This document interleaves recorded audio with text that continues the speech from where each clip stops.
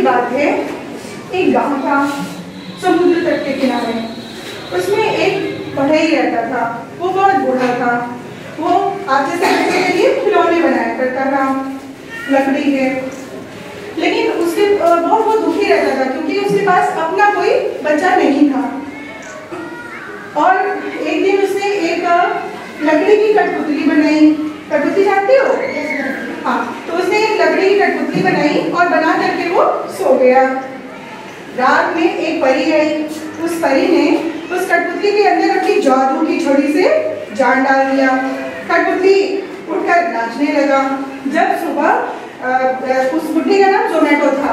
जब जोमेटो सुबह उठा तो उसने देखा कि उसकी बनाई हुई कठपुतली नाच रही है। वो बहुत खुश हो गया। उसने उस कठपुतली को अपने बच्चे की तरह पालना शुरू कर दिया और प्यार से उसका नाम रखा पिनोकियो। क्या? पिनोकियो। हाँ। जोमेटो ने सोचा कि जैसे सारे बच्चे पढ़ने जाते हैं उसी तरह से ये मेरा बच्चा भी पढ़ने जाए। उसके पास वो बहुत गरीब था। उसने अपनी कोट बेच दी और जो पैसे मिले वो ला करके उसने पिनोकियो को दिया। बोला कि इसको लेकर के तुम दुकान चले जाओ और कुछ कॉपी पेंसिल वगैरह लेके तुम स्कूल चले आना। पिनोकियो पैसे लेकर के घर से निकला। थोड़ी दूर जाने पर उसे टेंट दिखा बड़ा सा। उसने सोचा कि ये क्या है। अब उसकी उत्सुकता बढ़ गई। वो उस टेंट के पास गया, अंदर जाने लगा उस टेंट के। तो बाहर एक जोकर खड़ा था। उसने कहा, हे, अंदर कहाँ जा रहे हो? अंदर जाने के तो पैसे लगते हैं। तो पिनोकियो का अच्छा पैसे तो है मेरे पास। जो उसके पिता ने कॉपी पेंसिल के लिए पैसे दिया था वो उठा के उसने जोकर को दे दिया। जब वो अंदर गया तो उसने देखा कि एक बंदर साइकिल चला रहा था और शेर एक पैर पे खड़े होकर सूंड उठाए हुए था। ये सब नजारे देख के उसे बहुत मजा आ रही थी। एक तरफ कठपुतली का नाच चल रहा था क्योंकि पिनोकियो भी एक कठपुतली था, उसको भी नाचने का मन करने लगा। वो भी जाके नाचने लगा।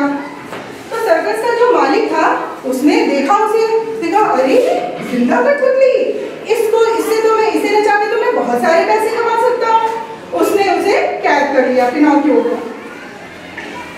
पिनोकियो कैद में बैठा रो रहा था। तभी वो रात वाली परी फिर आई और उसने फिर अपनी जादू की छड़ी से पिनोकियो को आजाद करा दिया और कुछ पैसे देके बोली, अब कहीं मत जाना, तुम स्कूल जाना सीधे। वो पैसे लेकर के जैसे ही आगे बढ़ा उसे एक काला बिल्ला मिला। काले बिल्ले ने कहा, अच्छा ये पैसे लेके जा रहा है। उसने उसे फंसाने की योजना बनाई। उसने कहा, तुम इतने कम पैसे लेके कहाँ जा रहे हो? लाओ ये पैसे मुझे दो, मैं इसे जमीन में बो देता हूँ और जब उसके पेड़ निकल आएंगे तब तुम उसमें से ढेर सारे पैसे तोड़ लेना। पिनोकियो भी उसने उठा के पैसे दे दिए। जैसे ही बिल्ली ने पैसा पाया वो लेके फुर्र हो गया। अब पिनोकियो फिर वहीं खड़ा रहा। फिर वो रात वाली परी आई। परी ने कहा, अरे पिनोकियो तुम स्कूल नहीं गए?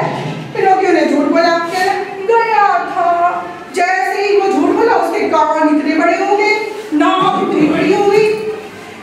परी ने कहा, तुम झूठ बोल रहे हो, सच बोलो, नहीं तो तुम्हारे नाक कान और बड़े हो जाएंगे। पिनोकियो घबरा गया। उसने परी से माफी मांगी और बोला, ठीक है मैं स्कूल जाऊंगा, मुझे माफ कर दो। परी ने उसे फिर कुछ पैसे दिए। बोली कि अच्छा ठीक है, इन पैसों को लेके तुम स्कूल जाना, इससे कॉपी की किताब खरीद लेना। जैसे ही वो स्कूल की तरफ जा रहा था, वो सर्कस का मालिक था ना जिसने उसे कैद किया था, उसने घर दबोचा। उधर पिनोकियो का पिता जो जोमेटो था वो भी पिनोकियो को ढूंढते आ रहा था। काफी देर हो गई थी, वो घर नहीं पहुंचा था। जैसे ही सर्कस के मालिक ने देखा कि जोमेटो आ रहा है पीछे, वो पिनोकियो को लेके भागने लगा। अब क्या था, उसको पीछे वो जोमेटो, आगे सर्कस का मालिक।